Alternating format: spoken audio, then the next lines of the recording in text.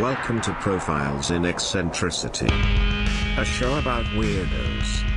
With your hosts, John Fahey, Aaron Peter, and Matt Brousseau.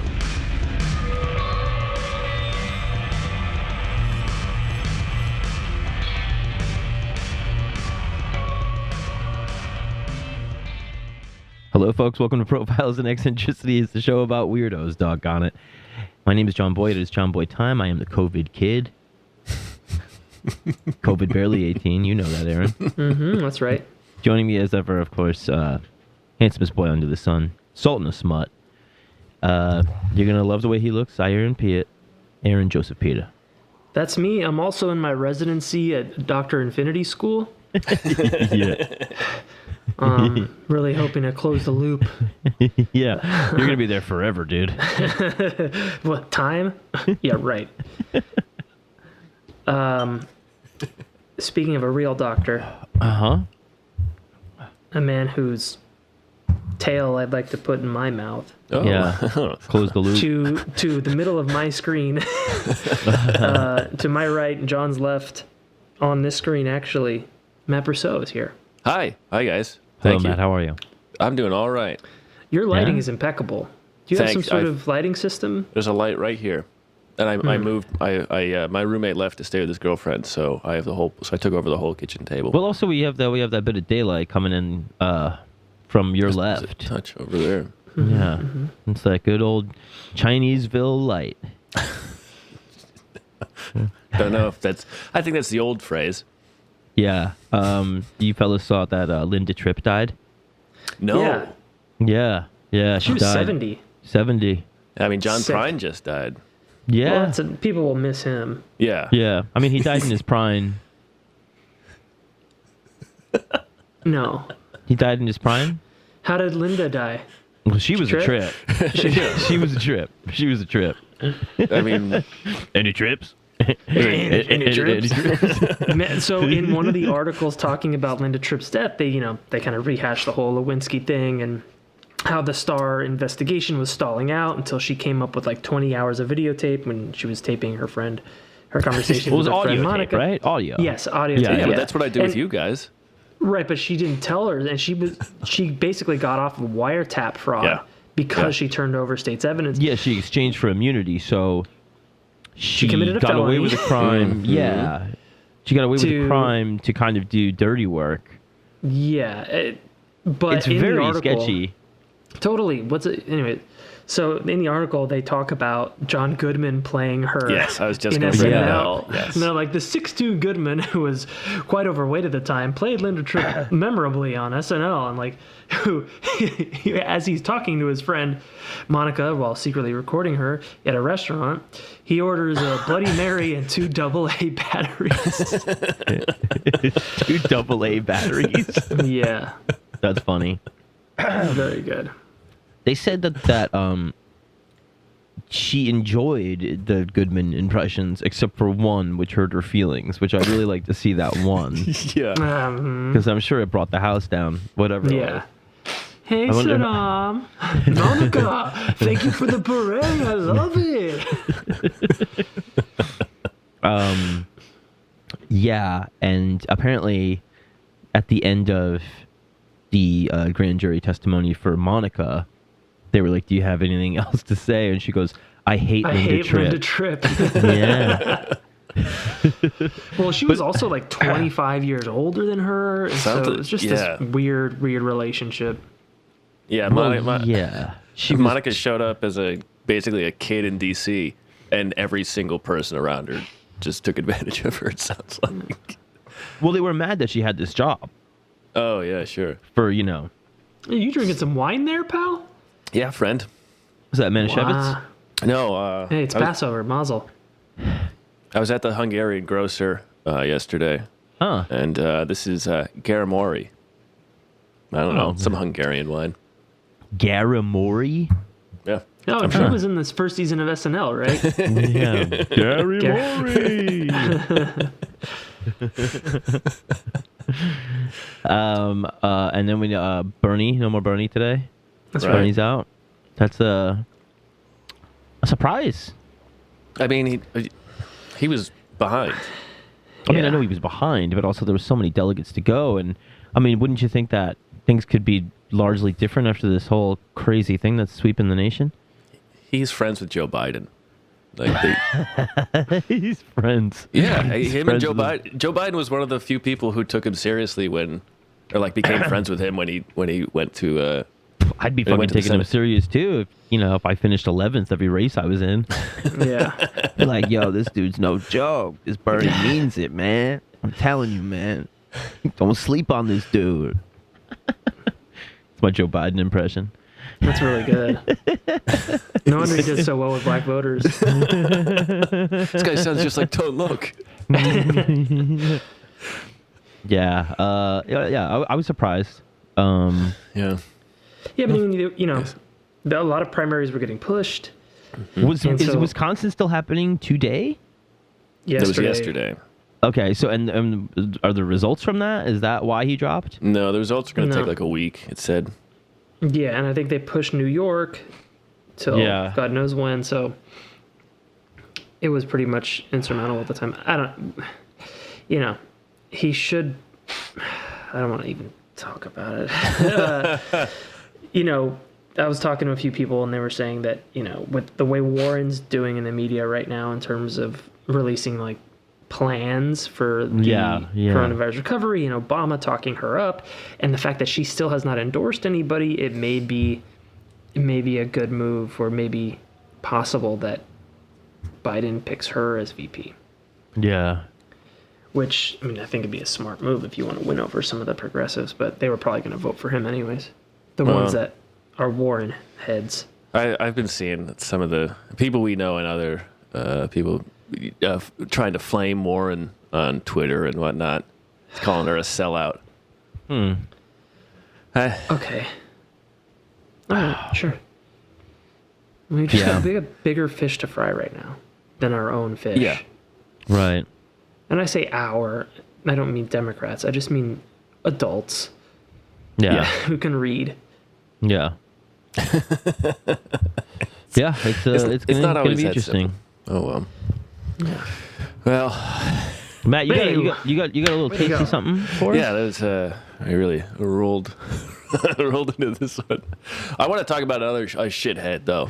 This is Hell this yeah. is a kind of like a little mini profile on a shithead that I talked about a little bit on the Victoria Woodhull episode. Oh. And I was looking up someone else, and they had some fun phrasing about this guy. And so I just wanted to go into him a little bit again. Anthony Comstock. He came up Right. in the Victoria Woodhull episode because her magazine, he felt it was indecent, and so they had people mail it across state lines so that then they could arrest yeah. Victoria and her sister Right. for breaking a law about mailing indecency across state lines. So here's a little bit about Anthony Comstock. Anthony Comstock, he was born in 1844 in New Canaan, Connecticut. His mother died when he was 10. Just remember that for a second. He fought in the Union Army. He thought alcohol was evil. He once harassed two bar owners in New Canaan so much that one of them moved away and the other one died of a heart attack. Sounds like this guy could use a drink, As a child, he was a compulsive masturbator. You don't say. Yeah. What Yeah. else is new? Who is it? I know exactly. I still am. He believed that erotic feelings are something that runs through you like electricity, and that obscene thoughts were dynamite. So when you put those two together, your soul will explode. Wow. Okay. It was a fun time for electricity back then. In his early 20s or mid 20s, I believe, he married a woman who is 10 years older than him, Nice. and he said that she reminded him of his mother. Nice. So, he lost when he was 10 years old. He had to reclaim those years. She always yells at him for jerking off. She reminds me of my mom.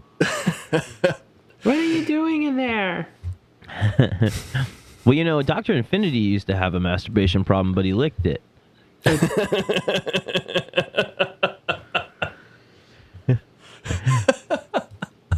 Did you know that? Did you know Yeah. that? Did you know that? I didn't. I didn't know that. Did you know that? At all? No. Dr. Infinity, check it out on Patreon, folks. If you don't subscribe, it's a real fun one. Yeah, it is. That was. So, It's embarrassing. He died in his prime. It's funny, he's got the same logo as Dr. Manhattan. Yeah. It's just a circle with a tip. it's a thermodynamic miracle. Yeah. Oh God. So Comstock in 1867, he's 23 now. He moved to New York. He has $350 in his pocket, he says. He gets a job as a porter. This is from the New York Times, the article about his death. Most of my other stuff comes from Woodhull, or from Other Powers, the Woodhull book. And so he rises up to be a salesman after 6 years. And while he's working with this company, he finds that two of the employees are looking at, quote, indecent books. Oh, no. So he finds out where they bought them from, and then he shows up and just out of nowhere, by him, just with no authority, just arrests the dealer. Damn. And he calls himself the protector of public morals, the self-constituted censor. And then the YMCA in New York City gives him a job to hunt down vice and pornography. Oh, God.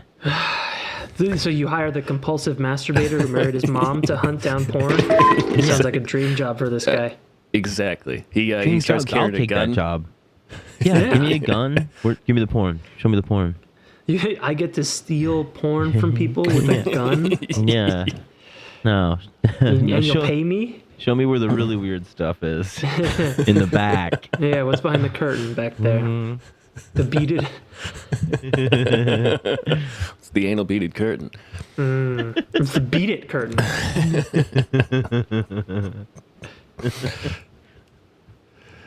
So he started working for the YMCA, and he starts, just going around and just like finding out, or he starts arresting people on the street, like street dealers. He starts breaking into basement shops, like street drug dealers or street book dealers. Street book dealers. Yeah. Just guys on the street holding open their trench coat. Like, yeah, media man. We Media got man. some Huck Finn. We got some Yeah, story of Prunella. in 1906, he arrested. He took over this art catalog, and he took 1,000 copies of the American Art Student, a catalog published for students that just had, art in it, because he said it was indecent. Huh. Just it had all kinds of just normal nude paintings and shit. Right.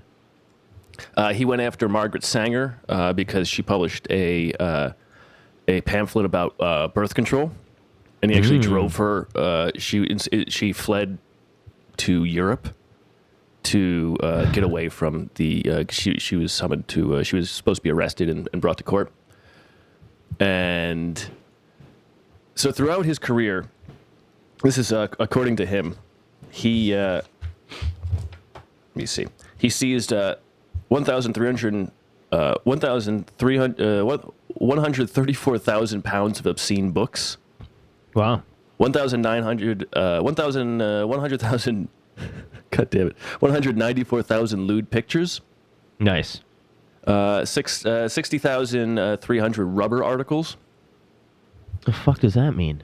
Not art. I mean like rubber paraphernalia. Yeah. So, Not necessarily articles about rubber, but rubber stuff. yes. Dildos, French ticklers, butt plugs, condoms. Oh, is that what we're talking about? Yeah.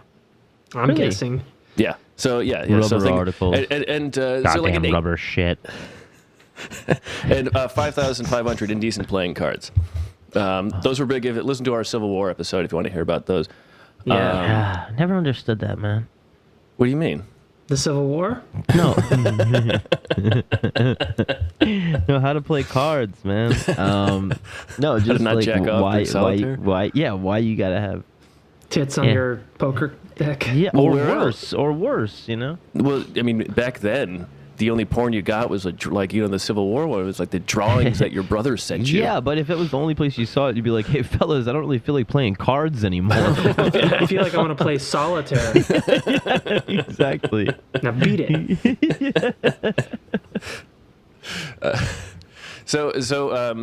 Comstock said he looked at and burned every single item, as you can imagine. Sure. There's a fire within him. Yeah, he fucking buried it. Yeah. In a creepy little room. Yeah, he started. Yeah, he started a fire and then put it out with his cum.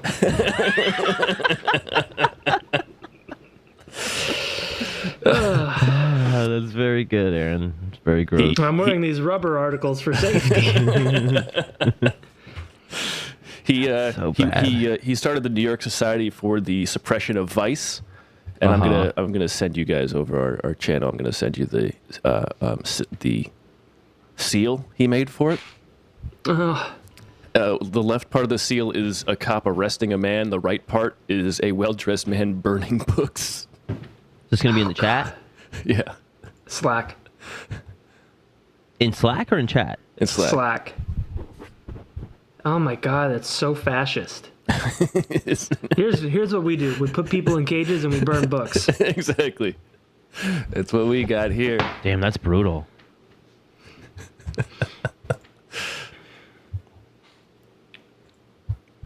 Yikes. Looks pretty cool, though, I gotta say. It's no heavy pipe hitters union. No. He said he also destroyed 4 million pictures, and he claimed that books were feeders for brothels. Huh. Yeah. Not really what you hear about. Books led me here. Yeah. Hey, the Bible makes me jack off. I come to this whorehouse for the books. Their library is incredible. Yeah. And he called himself a weeder in God's garden, but he also drove multiple people to suicide. Jesus. Because he charged them. In 1875, he brought some of his rubber articles and all of this porn to Congress to convince them to give him authority and make him a special postmaster general in order to hound people and round them up. And so multiple people committed suicide because he brought charges against them. Wow. He was slashed across the face during one of the arrests he made.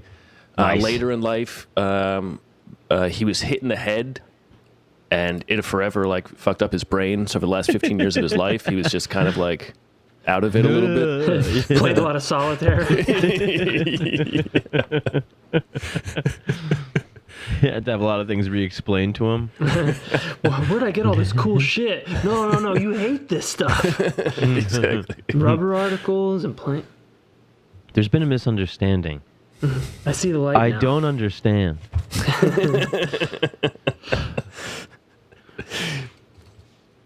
And he got in a tiff. He with Emma Goldman, anarchist, anarchist and activist and writer. She called him a moral eunuch.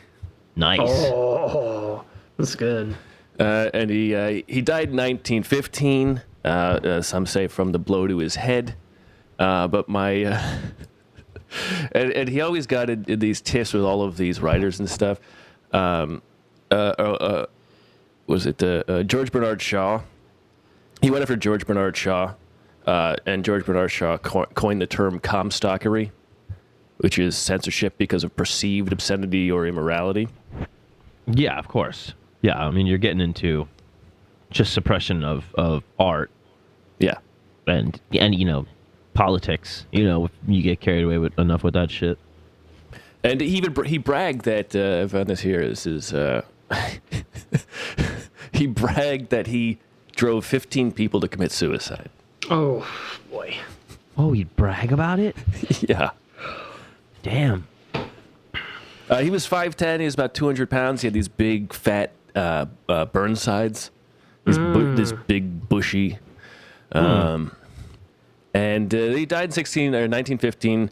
And George Bernard Shaw said that Comstockery is the world's standing joke at the expense of the United States. Europe likes to hear of such things. It confirms the deep-seated conviction of the old world that America is a provincial place, a second-rate country town civilization, after all. Oh, boy. Oh, that's very nice. Comstock called Shaw, quote, "He's an Irish smut dealer." Oh, boy.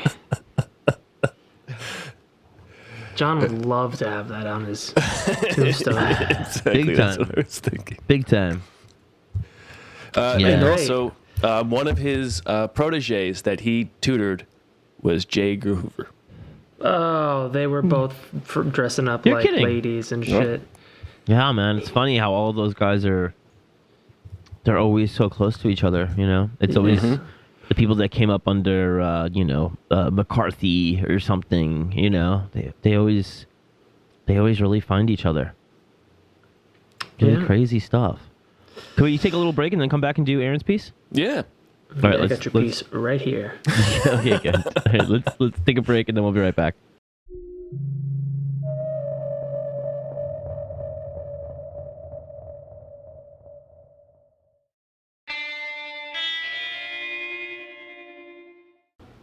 And we're back. Aaron, I don't know what What's you're bringing up? to the, I don't know what you're bringing to the table. I don't know what you got. What I'm bringing to the table is a fine Glenlivet 14-year-old Scotch whiskey. Oh, nice. I think the 14 is aged in cognac barrel. There we go. So it gives it the signature sweet, buttery, smooth, Yeah, rolls off your tongue and down the back of your throat right. flavor. Tastes like confused workers. Oh no, we put it in the cognac barrel. Oh, boy. Oh, Glenn's gonna be pissed. He's going to be livid. Wait a minute. He's gonna be livid. Yeah, Glenlivet. That's really, really good stuff. Very good, Matt. That's worse than both those dumb fucking jokes I made earlier. Man, I had three. I think I had three. here's the deal, man. Just deal, man. So I got something for you. I got something for that ass. Okay. Yeah, Well, I was when so- did this spring up? Well, this was one I was going to do a while back, but then I went on a little rabbit hole of Adrian Carton Duarte, Yes. the unkillable soldier. Soldier. That's right. And this one, of course, is a Spaniard. Of course. Always on this course. show. This Always. is Juan Pujol Garcia, a.k.a. Agent Arabelle, a.k.a. Agent Garbo. Agent Garbo. Maybe the most important double agent of World War II. No way. That's right. Juan was born in Barcelona in 1912 to a somewhat well-to-do, liberal, progressive family. Not well-to-do, but middle class, let's say. And relatively normal upbringing. But in 31, he was drafted. Well, he did his compulsory military service, as you do as a good Spanish citizen. Does somebody Did have it- the dryer going? Do you Yes, have the somebody dryer does going? have. Somebody Oh. does have the dryer going. Can you hear it? Yeah. You want to do a little door shut on that guy? The door is shut. I can just turn it off. No. but somebody- That's fine. That's fine. No, people got to dry their clothes. Let's be real. Can you guys really hear that? I can hear the whipping of the probably drawstring, maybe on some hot sweatpants or I'll something. add a little channel strip, so if a noise is lower than Aaron talking, it kind of mutes it a little bit. Okay. Yeah, I can go throw some loose change and some nuts and bolts in the dryer if that might help. yeah. No, it's nice. It gives a nice metronome quality. You know? No. I assume that was because from where you are, John, you can probably hear the dryer. Oh, in my Not in house? Aaron's place. Yeah. Well, I kind of like, stuff shit under my door cracks and on top too, so I can kind of Oh, you're block locked a in little there. bit more stuff. Well, I mean, just people cooking in the kitchen right now and stuff. Did you Whipping, leak through the chefing. windows? Whipping, chefing, Chef Boyardee. D All for right, so- dope. So he does his compulsory service in the military, I Under didn't really, Franco? No, this is before. This is before Franco. So this is in 1931, and he's not even 20 yet, right? He's 19, and he just kind of knew that he wasn't fit for like traditional military service. He said that he hated horse riding, and he claimed that he, quote, lacked the essential qualities of loyalty, generosity, and honor. Just talking about himself. I just think he really didn't. Nah, man, that ain't me. Nah. Then he went to run a chicken farm in Barcelona. Oh, man. Sounds like a great time. And but in 1936, that's when the Spanish Civil War began. Yeah. So now he's in the mid-20s, and the Civil War happens, and this is basically they've got the legitimate Republican government of Spain. And you have this basically military leader Franco, who's leading the nationalist basically revolution, and he is actually from the part of Spain where my family is from, and that was actually they were big surprise. You know what? The trains ran on time, and he kept Hitler out. They don't even have roads where you're from. Yeah, Told trains. me that. You're like they have little dirt paths and stuff. John, the John, mailman's falling off cliffs and where shit. he's from, they don't need roads. Trains run on time. Very good, Matt. Thank you, Matt. John, fuck you.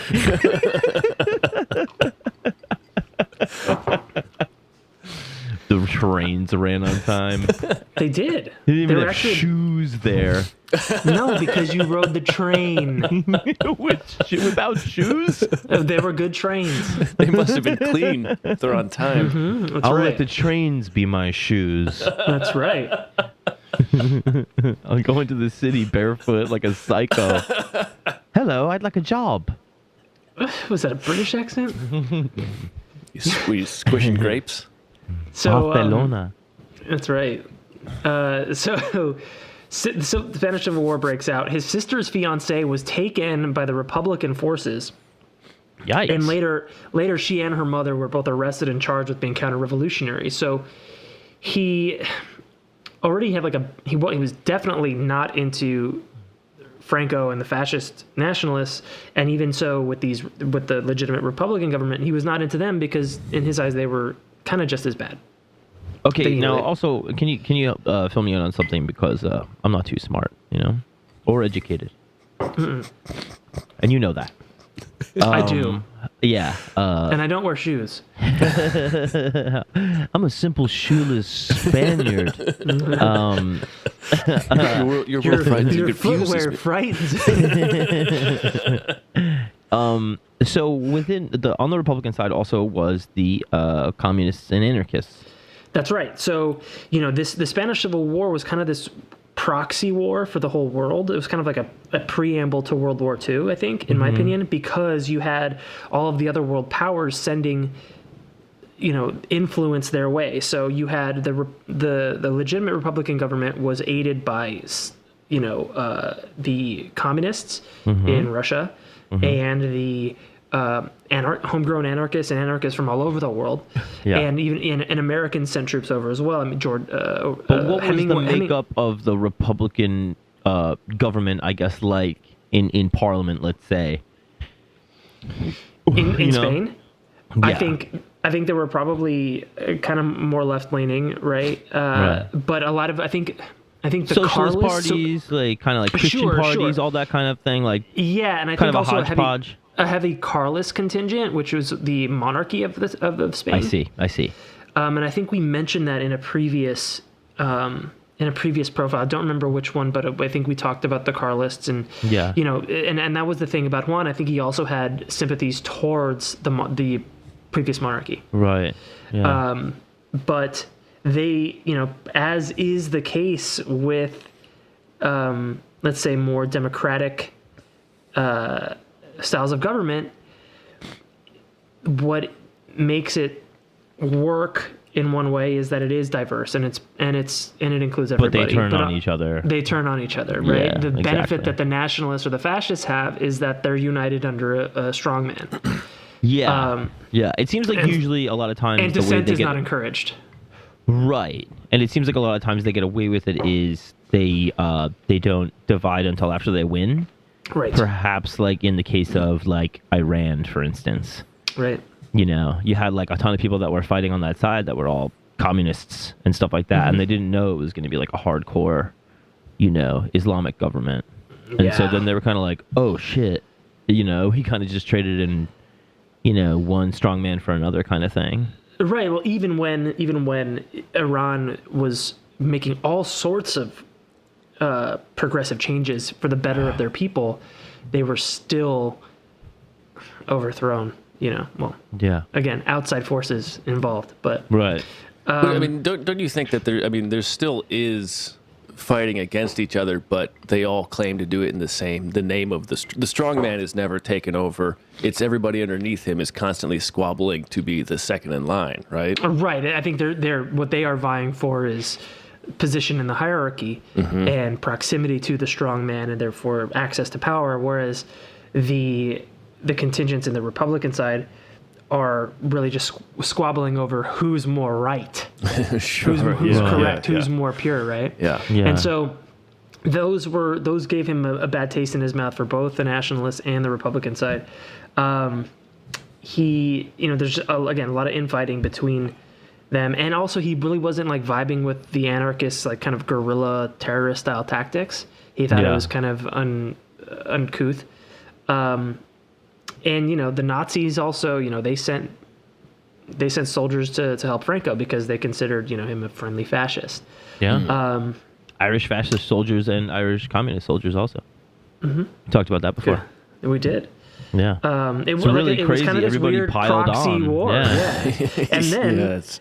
you know, and then Spain remained neutral through World War II. Yeah. You know, Hitler thought that he was going to have another ally in Franco. And Franco was like, nah, come over here and I'll talk you to death. Yeah, that Western, to have the Western push would have been a push from the West. If they had the Iberian Peninsula, it would have changed the tide of the war, but they were cut off at the Pyrenees. It's pretty clutch move. So again, you're welcome, rest of the world, for Franco. Overthinking Spanish fascism. Yes. Oh, okay, cool. It's going to be a fun blurb about this. Sometimes don't you need a strong man? Don't you need a Caesar? Don't argue. Haven't you seen this Dark dumb Knight? thing. Haven't you seen Dark Knight? Yeah, I've seen Dark Knight. Yeah. Okay. So, anyways. So during his time with Just the ones you love. and to let the cops know you're white. So Juan deserts his post in the Republican Army and goes back to being a chicken farmer, this time near the French border. And he rejoins the Republican Army with false papers.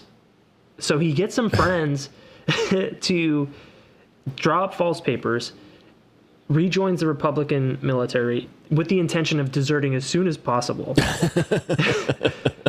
and volunteering to lay telegraph lines near the front lines, and deserts to the nationalist side. Is he joining just to sabotage, or was he forced to join? No. So the second time he joins with the intent of deserting. Yeah. Okay. And because he figured that will hurt them at least? To what? Deserting to what? To the fascists? Yes, he deserts to the fascists. Okay, so... During the Battle of Ebro in 38. So this is part of his...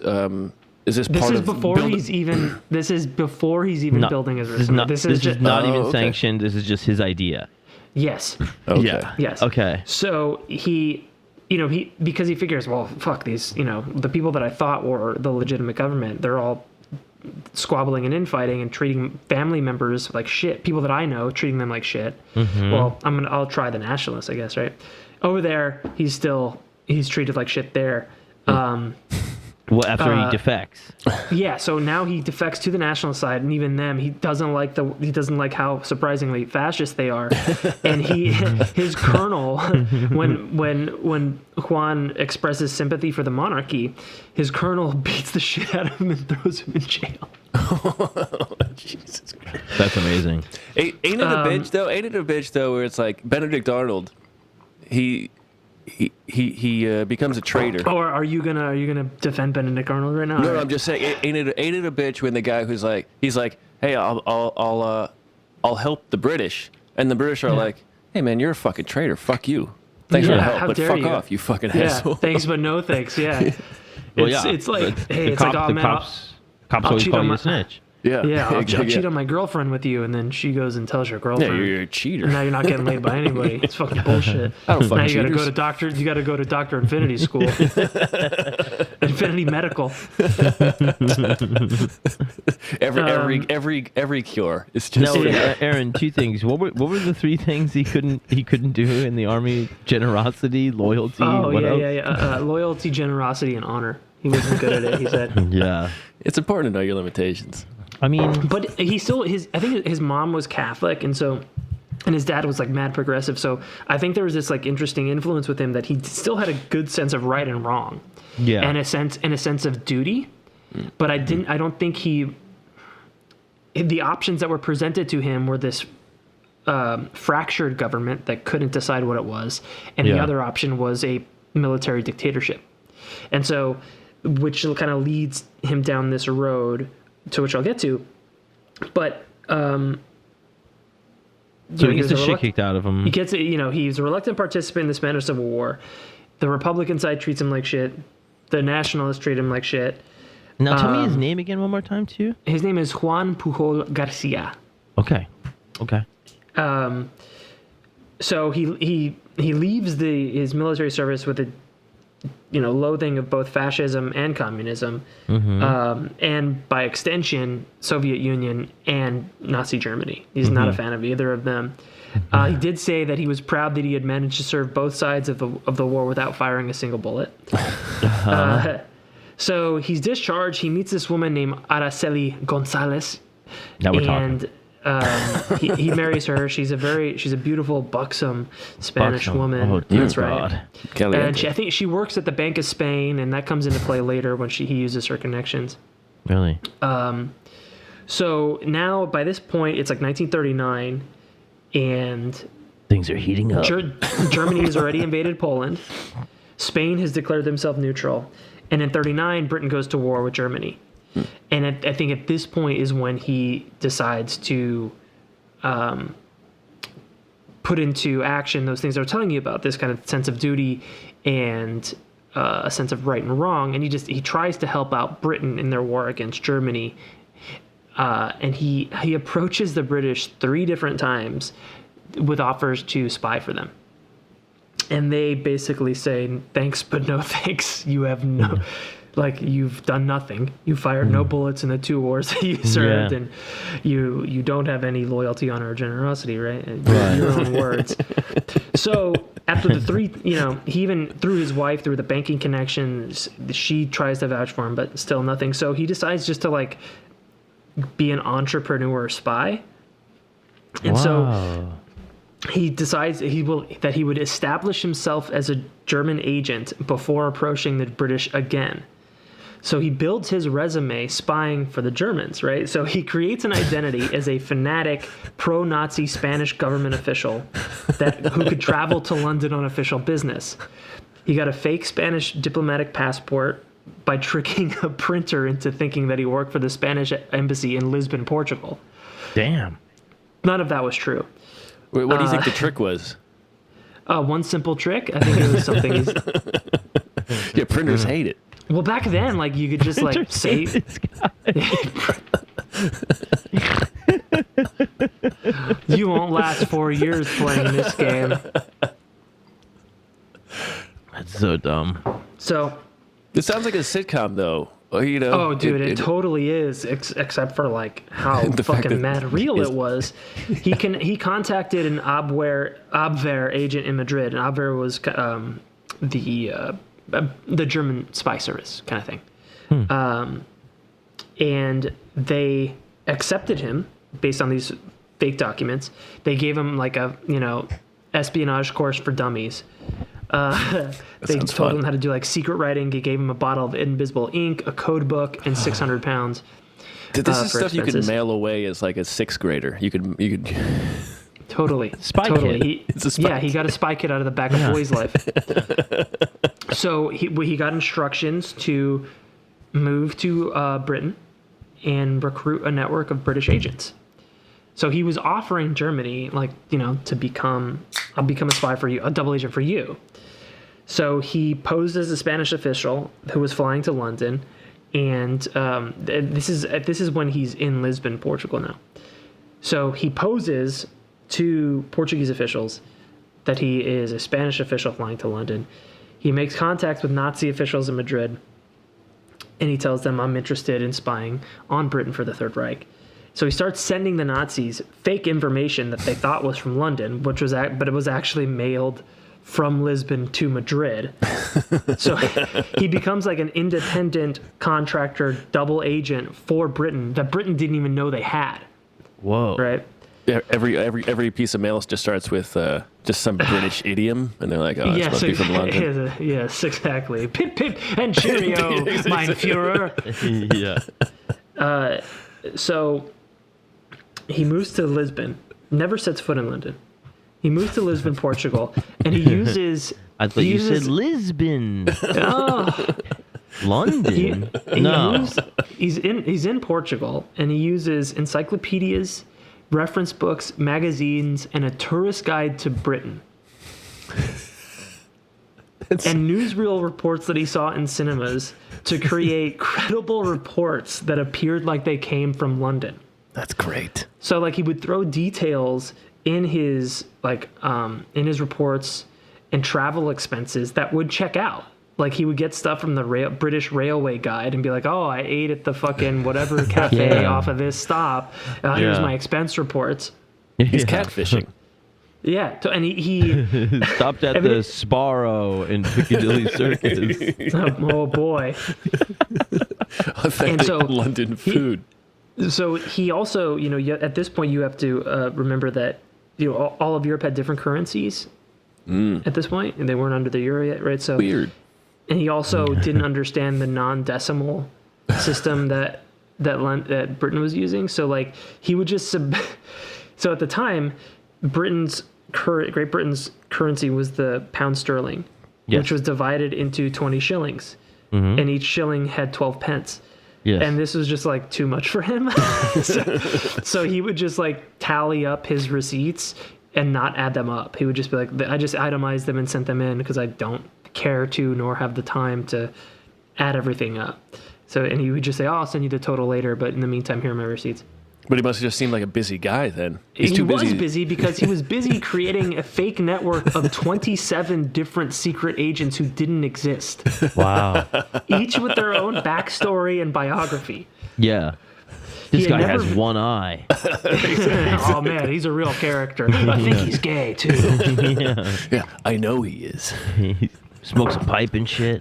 Oh, this guy really is a eccentric. So now, because he had never visited the UK, sometimes in his reports he would make kind of rookie mistakes. Like he said that one of his contacts, totally fake, in Glasgow, he said, "Oh, this guy, he would do anything for a liter of wine." But in Scotland, they weren't using the metric system, and Scots don't drink wine; they drink whiskey or beer. Right. But the Germans, like, they didn't get it. They didn't give a shit. He was just sending so much otherwise credible, believable information that they looked over it. Now, the thing was that he was sending so much information to the Germans, and so much that was believable, that MI5, the British Secret Service, started an investigation into who is this guy. Holy shit. We got to find this guy in Scotland. So he was turned down from them 3 times. And within, I don't know, a year, 2 years, he's making so much noise in the Signal Corps that they decided to find out who this guy is, right? I'm an apolitical Spaniard. Wow, this guy remember could be anybody. Me? So he is a whole spy now. The guy without honor? Or generosity. I can't ride a horse. Loyalty? Don't even think about it. But there must have been, there's someone in London who was sent to Glasgow to find the wine drinker. Yeah, your task is to find this wine-drinking homosexual in Glasgow and bring him to justice. The only wine drinker in Scotland. And he drinks it by the liter, which is preposterous. So Juan approaches the United States in 41 after they had, well, I guess at this point 42, they had entered the war, and he contacts U.S. Navy Lieutenant Patrick Demarest in the U.S. Navy's attaché in Lisbon, Portugal. And it was the American who recognized the Spaniards' potential. So this Navy lieutenant contacts his British counterparts, and they're like, "Oh, this is the guy we've been looking for." So the U.S. guy connects the British to Pujol, and he gets basically brought in as a double agent. And he gets the code name Bovril, which was like a drink concentrate. They all have these kitschy names. And he gets connected with this guy Mills with the British office, but that's quickly changed because Mills doesn't speak Spanish. But the main thing that Mills contributed to this whole story was that he said we should change his name from Bovril because that doesn't make any sense. This guy is such a good actor. We should name his code name should be after the greatest actor in the world, Greta Garbo. Whoa! So we'll name him Agent Garbo. So from then on the British side, he is known as Agent Garbo. On the German side, he is known as Agent Arbella, because it was a portmanteau of his wife Araceli and Bella, beautiful, and so he was Arbella on the German office. So he had AKA Arballa, AKA Richard Balla. That's exactly right. That's exactly right. Same speed. Dick Baller. Richard Baller. So, Mills, his initial handler, is kicked off because he doesn't speak Spanish. They give him this guy Tomas Mills, who speaks Spanish. He's a British national, and they become real tight.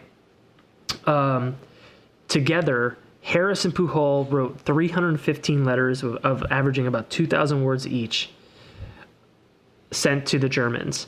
Again, 27 independent personalities, independent spies with their own backstories, their own case log, like everything. And they all have the same handwriting. No, they didn't, which is crazy. Yeah, sometimes he'd write with his left hand, so it felt like somebody else.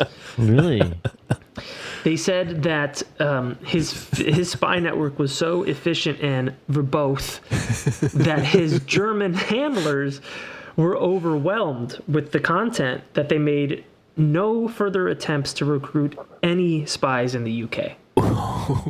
He was the sole spy that the Germans had in the UK, and he was a double agent.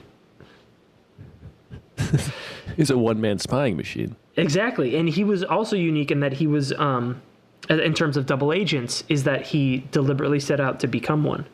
Whereas all other double agents were spies that were turned. Mm-hmm. So he didn't have to work with any others, guards or handlers other than Mills, who was a translator. All the other double agents, they had to have guards around because they could have been triple agents, right? Mm. So the information that he sent to the Germans was a kind of like a mix of fiction, total bullshit, like the backstories that these people had, but also genuine information that could be checked out and verified, but of little military value, like, oh, it rained in Glasgow today, right? And then real, legitimate, valuable military intelligence that would come across the wire like a day late, right? And so there'd always be some sort of excuse like, oh, my hand, this guy his wife had a kid, or he was arrested, and that's why this real, valuable military information came to you that you can check out and verify, but it came a day late.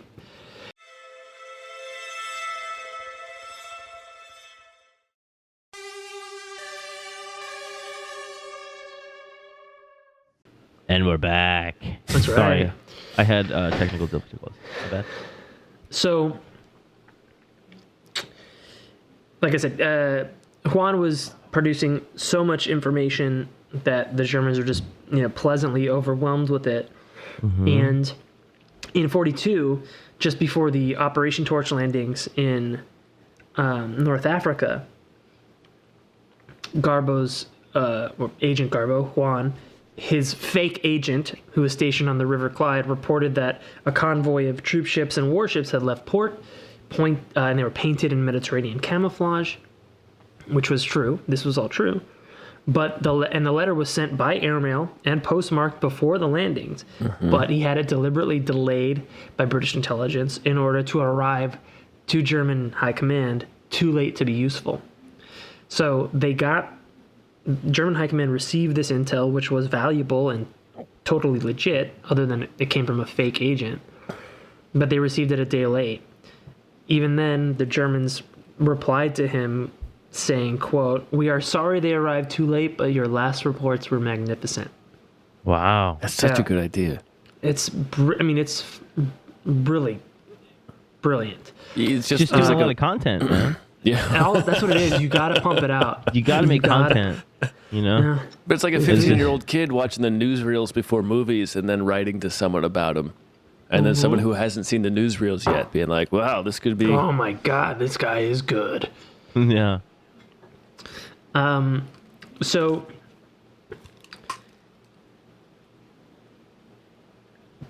Juan had been apparently communicating with the Germans via a Royal Dutch Airlines pilot who was willing to carry messages to and from Lisbon for a little bit of the juice, for some cash. Scratch. And that meant that the message deliveries were limited to the KLM Airlines flight schedule. So in 43, the Germans asked for a speedier, we need something a little more, quick. Efficient? Sort of German. That's right. If we could get something a little more like running on time like our trains. Yeah. So Be on Pujol, the timeline of the Dutch. You know? They're all smoking whatever. they're smoking pots and eating some waffle. No, they're not waffle eaters.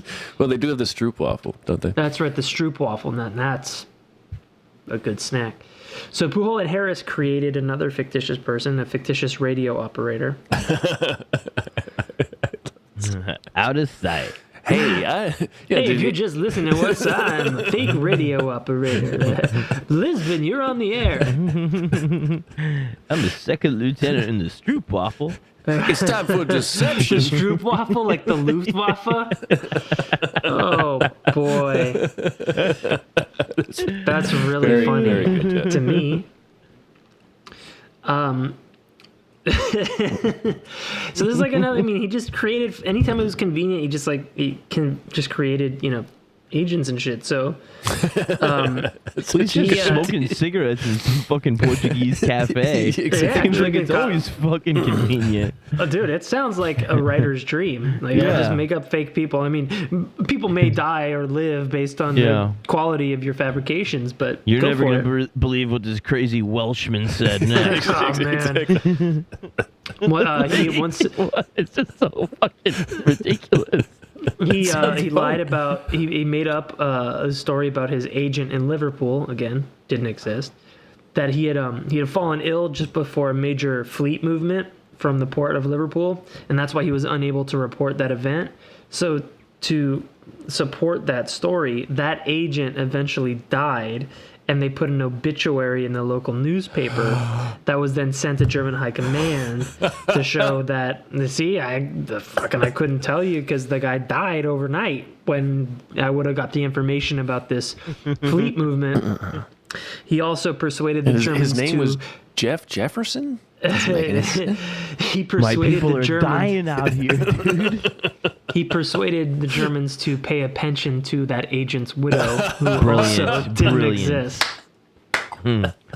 Yeah. In my mind, she's buxom, though. You can make the right. check out to cash. So They pay now, more for Buxom. Give me the bucks, baby. So, in January 44, the Germans tell Pujol that they believed that a large-scale invasion of Europe was imminent. And they were like, keep your ear to the ground. Let us know if you hear anything. That invasion was Operation Overlord, which is the invasion of Normandy by the Allies. And Pujol played a extremely important role in Operation Fortitude, which was the deception campaign to conceal Operation Overlord. So in other words, he was instrumental in the disinformation campaign to protect the Allied invasion of Normandy, which was instrumental in changing the tide of World War II, right? Well, I don't know that much about Fortitude. I do know about like Patton. The Germans respected General Patton so much that the U.S. Commanders had Patton with a fake, like, not cardboard, but like a fake army. That is Operation Fortitude. Okay. Yes. So during Would they have dress up like a woman? No. General Patton is all. I'd like to see the Führer. Is that a knife in your pocket, or are you just happy to see me? they had. Why don't you come down and find out, mein Führer?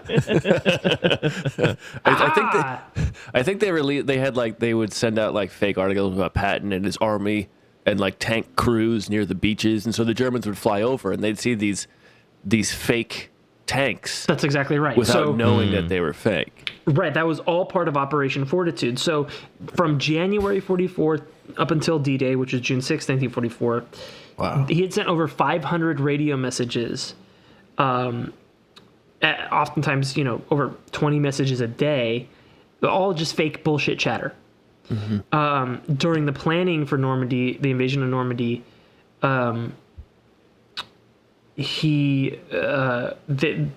Allies kind of like settled on where they wanted to have this fake operation happen, and it ended up being the Strait of Dover and Calais in France, which is the opposite end of France.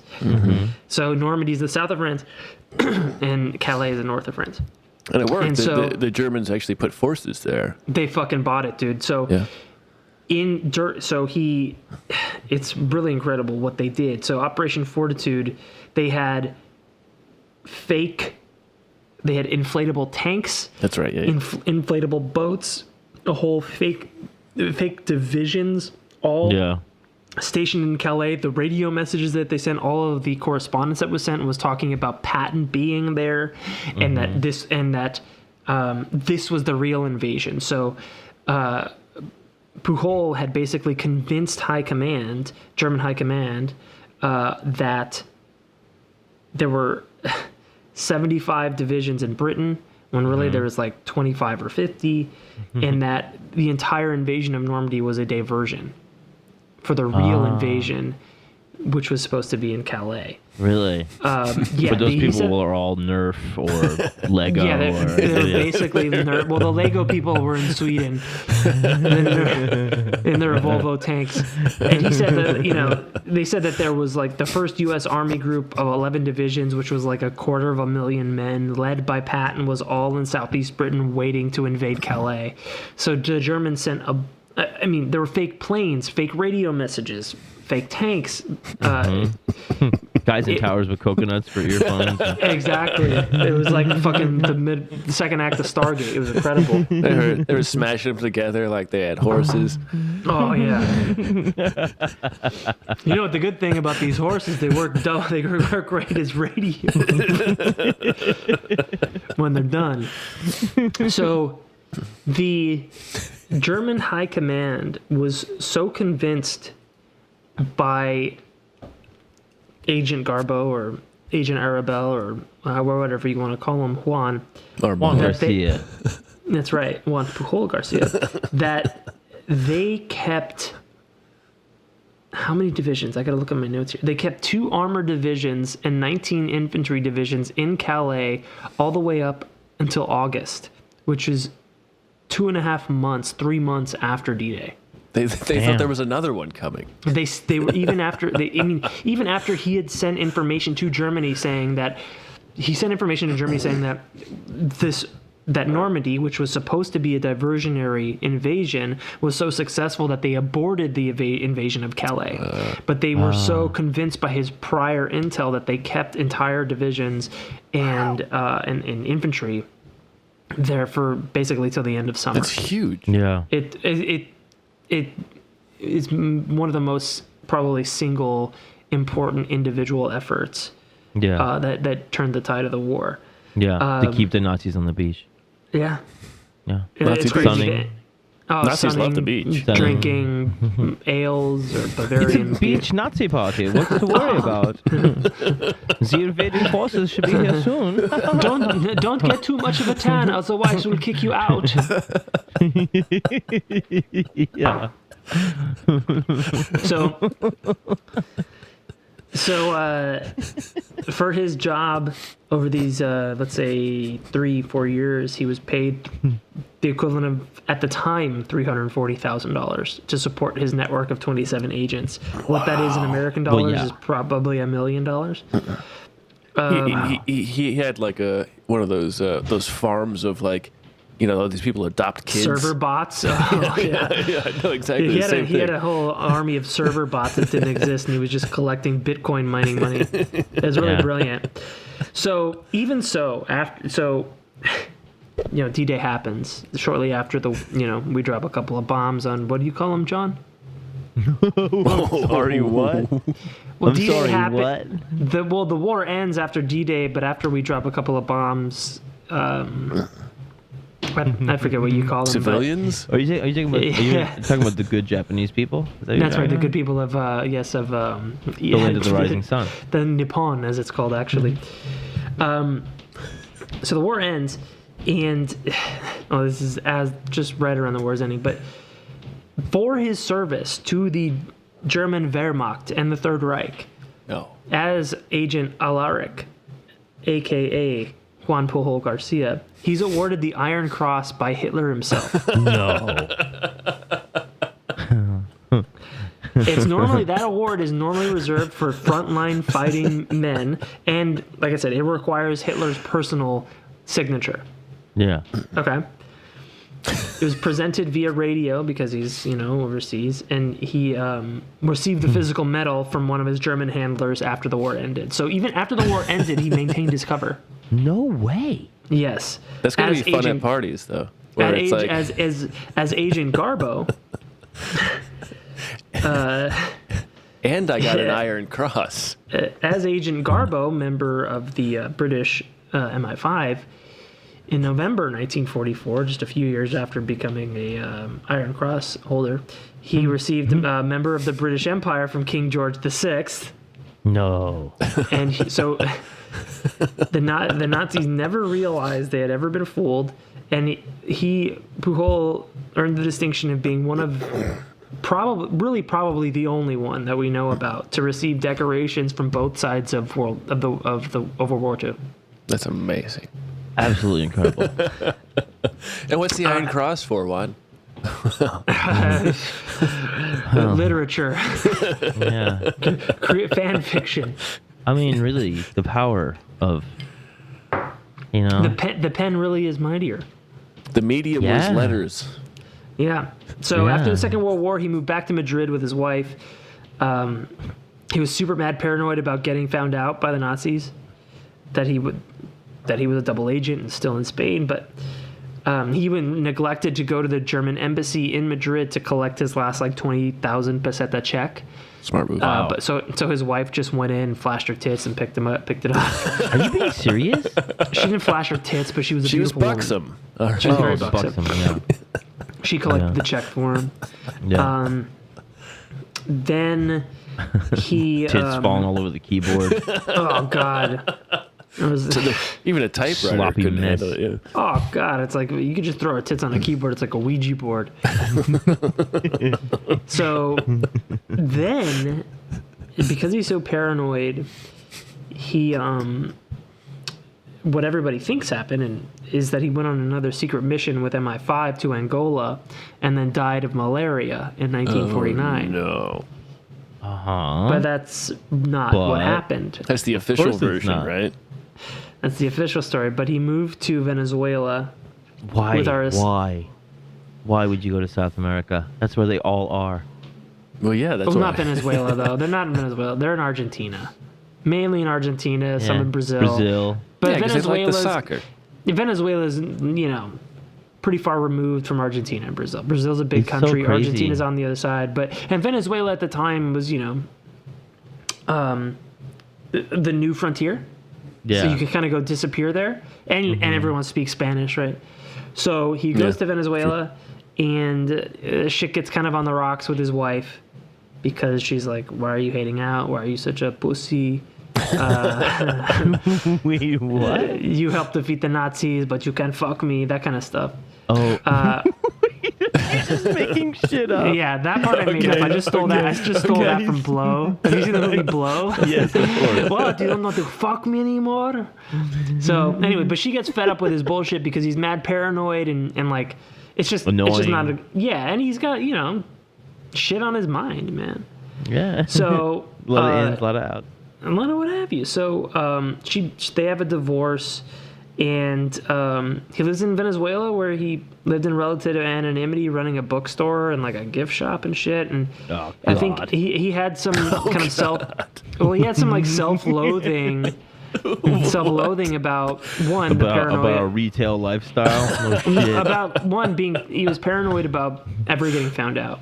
Yeah, that makes sense. Because the Nazis did, denazification happened, but you don't just erase a complete ideology that quickly, right? Like people escaped, the ideology survived. There were neo-Nazis at the time, so he was just still very paranoid about it, and also he felt kind of insecure about his lot in life after being such an instrumental, self-made.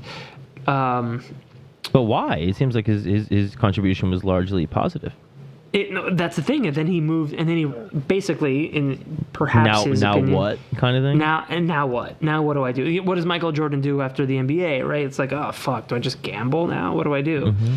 So, I just get my dad killed? Or? Do you think the whole idea of no honor or anything like that would I think that was just something that I think that was something that a young man says about himself. Yeah. Yes, I think he was 19. You're right. It's something that a young man says about himself when getting washed out of a system that he doesn't vibe with, right? It is very fascinating. The age, how age is so important. I was on Reddit. There was a picture of Gavrilo Princip. He was 19 when he killed Franz Ferdinand. Jesus. And when you're that age, you don't. Young Serbian man. Too, right? In all fairness, Aaron, I would say that I disagree. That I do think that he probably actually legitimately felt that he wasn't that type of soldier. You know what I mean? Certainly. And I would say that thing about myself to this day. Like I don't feel. Well, I don't know. Circumstances definitely have a huge influence on who you are in life, but. As a 19-year-old person myself, when I was 19, I don't think I would have had the discipline or the sense of honor or the sense of whatever to do that. But I think, you can. I think it's just also an understanding of your abilities, though. It's kind of. But I do think that he was generous and loyal and honorable, but not to the system that he found himself in. Yeah, he maybe probably had to. But find his own way to contribute because it wasn't to the greater, to society at large, right? Because he clearly was disillusioned by the Republican regime of Parliament of Spain at the time, and also clearly disgusted by the fascist movement. So, I think it took him. He found what at the time was a morally superior empire with the British, in his opinion. And then he did display, I think, generosity, honor, and loyalty. So I think it just depends on where those energies are directed. I think that's a good way of saying it. I think it's also important to realize that keeping a sense of agency kind of keeps your morals afloat. If you're not couldn't agree more. If you're not doing what you're told, and you're not really into that, then you're not really going to have to do anything that you don't feel is unbecoming. Exactly. He made himself indispensable on his own terms, right? Yeah. So he said, okay, I come at you 3 times for a job interview and you don't want me. I don't like what any of the people in my country are doing. So I'm just going to do what I think is right, and I'm going to start it on my own. And eventually you guys are going to hear about me, which they did. And then they came asking for his help, which I think is probably the most impressive part of the story. Sure, you can write, 27 different narratives, fake agents is totally incredible, but it's nothing that Stephen King didn't do, right? But to start, Sure. starting Also, out that has a great function. Nobody. without, it's, of I'm course. not to belittle that aspect of the story, but to go out and say, I'm going to just start my own DIY disinfo campaign against the Nazis and by proxy, or by proxy, the fascists in my own country. And then you're going to come asking for me. You're going to hear about me. And you're going to come asking for me. That's the most mind-blowing part of this, is that one person with their created own... his own demand. It's of empires. Yeah. He had the empire, two of the biggest empire, the two biggest empires in the world who were at war with each other, came to this guy for help. Right. And gave him medals at the end. Both of them. Yeah, both of them. And he had a big titty wife, which is Oh, God. And pretty she nice. can't type because they're falling all over the the goddamn nipples are making typos everywhere. Jesus. It's sick. I mean, how many gibberish. people were decorated by both sides? Not I mean, that's amazing. him. Yeah, who actually didn't help both sides. Yes, exactly. Right. Well, so he was a true double specifically agent. help one side for sure. Right. Yeah. But both sides gave him the medal, so he's one of few, if not the only. It's back at record keeping necessarily wasn't that great. It was pretty good on the German side, but they burned a lot of them. So he, like I said, he faked his death of malaria in Angola in '49, moved to Venezuela, lived in relative anonymity, and on the fucking his wife. 40th anniversary of D-Day, he was contacted by a British reporter who was doing just deep dives into the history of espionage in the war, and this guy, I forget his name, but he basically had one of his contacts call every Garcia in Barcelona Whoa. to find out who this guy was, and they found out who he was. He contacted him, and after basically convincing him that he wasn't a fucking Nazi, got him to reunite with some of his contacts in Britain, and in June of '84, Pujol traveled to Normandy to tour the beaches and paid his respects to the dead. Wow. And he died in Caracas, Venezuela in '88. Damn. Holy shit. And that's the story of Juan Pujol Garcia, Very, very nice, Aaron. Agent Garbo. Pretty crazy shit. Garbo. That's Yeah. so good. Pretty crazy He's shit, just- huh? Yeah. Super, super crazy. Yeah, I've always been fascinated with that double agent stuff and the life of Constant paranoia and terror. Yeah, it's probably a lot less if you're in Lisbon in a fucking cafe. You know what I mean? But And there's not cameras everywhere. There's not phones that they can listen to Right. you Yeah. on. But also, almost. it's not that level of double agent where you got to get picked up by your handler and then go, and talk to the people you're fucking over and all in the same day. Right, But he just not the crafted movie double agent thing. He but it crafted is. enough of a good story that it was. With 27 other fake patsies. Yeah. Yeah. I mean, But yeah, the that's South my America favorite thing part. is, I would be equally afraid of being found by Nazis there as well as Nazi hunters. Because Yeah.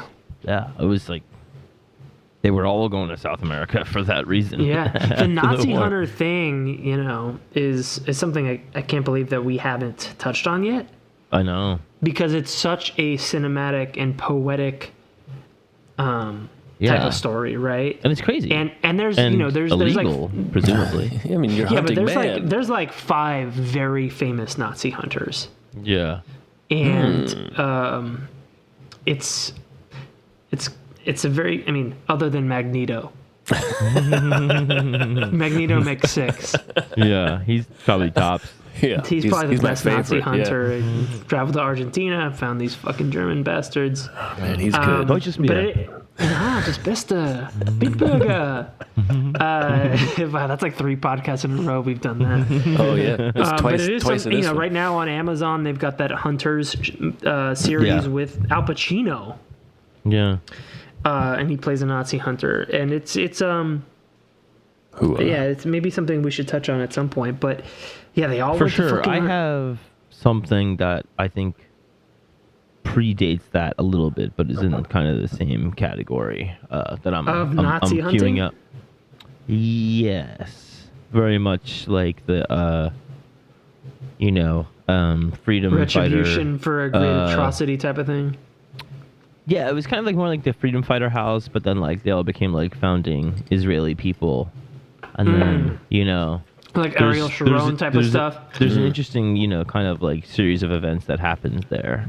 Yeah, I mean, a lot of people know, like Ariel Sharon, who was the first prime minister of Israel. He scalped people. Yeah, he allowed crazy atrocities to happen. He was a pretty brutal guy. Yeah. But one can. At the end of his life, he did try to be more of a consensus.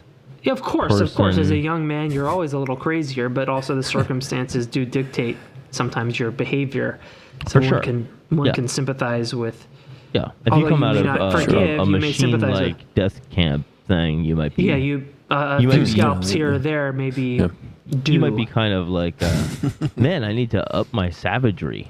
Yeah. Because I haven't been keeping up. So yeah, right. there is a thing that you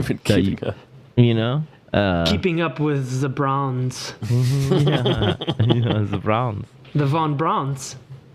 So that was like that? fantastic. I really liked great. that. Holy shit. I that's another thing too. I think we haven't gone into enough. Is just double agents. in Double general. agents, yeah. Yeah, I mean, so important is. I mean, of course you can't. At least for the vast majority of history of war, you can't replace boots on the ground. But there is such a crazy narrative to the intelligence aspect of war that we should definitely maybe tap into a little bit more because. And actually, I read one. This was maybe 6 months ago, almost a year ago. I read one about the most decorated spy in World War II was a woman. Yes. That book is a codename Lise. Yes. Yeah. Incredible Buxom, story. or- Spelt, but also very spiritually womanly. buxom. Spiritually Sure. buxom. Yeah, a beautiful woman. Tales of Spiritually love and buxom. intrigue and deception and heroism. Movies were made about her. Very, very. I would say a female Audie Murphy. Oh. That's a good call, yeah. And Audie Very Murphy nice. is another profile that we should do. Yeah.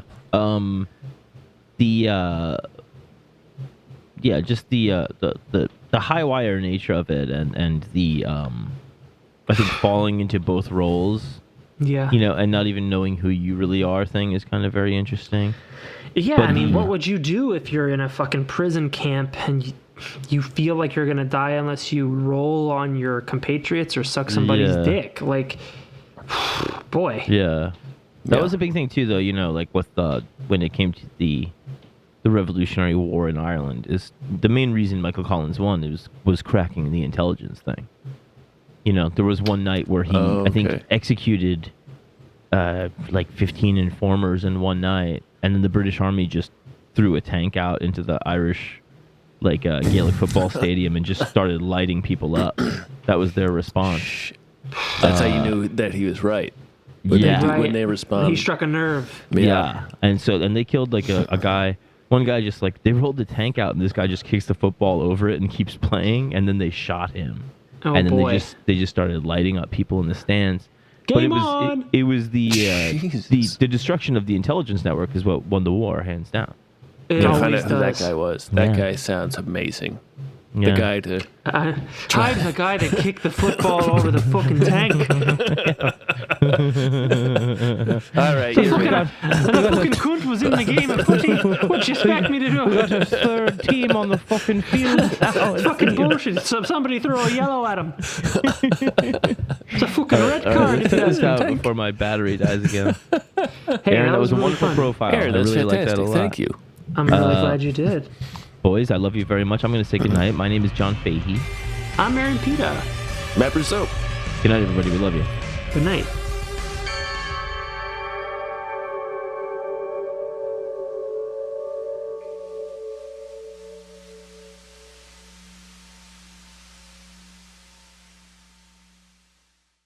Starburns Audio.